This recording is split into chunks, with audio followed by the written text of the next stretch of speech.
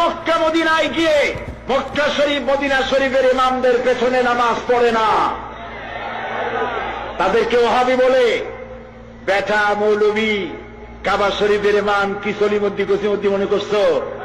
তোমার মতো আলেম কাবা শরীফের ইমামের জুতা সাফ করার যোগ্যতা নাই। মসজিদে নববীর ইমাম শেখ আব্দুর রহমান আল হুজাইফি কত বড় মানেন আলেম। বেটা তোমার কপাল পোড়া, তাই রাসূলুল্লাহর মসজিদে ইমামের পিছনে নামাজ পড়তে পারো না। কাবা শরীফের ইমাম ফজিলাতুল শেখ আব্দুর রহমান আল সুদাইস, সৌদ আল সুরাইম, আলী আল জাবের, ডক্টর সালে আল হুমায়ুন, বিশাল আলেম এক একজন, সুবহানাল্লাহ। এই আলেমদের পিছনে গিয়ে নামাজ পড়ে না, কয় যায় ওয়াহাবি, তারা মুনাফিক, নাউজুবিল্লাহ। কোথার থেকে একটা পীর এনে তার পিছনে দৌড়িতে থাকে। আস্তাগফিরুল্লাহ।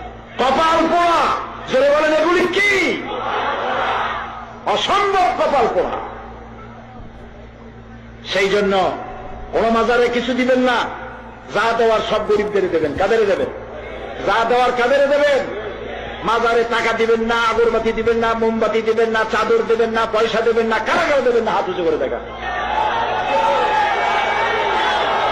আমি যাদেরকে বসেন বসেন বসেন বসেন বসেন বসেন আমি হাত তুলতে বলেছি, দাঁড়াইতে বলি নাই। আপনারা সর্বনাশ করে দিলেন একটা সুন্দর দৃশ্যকে।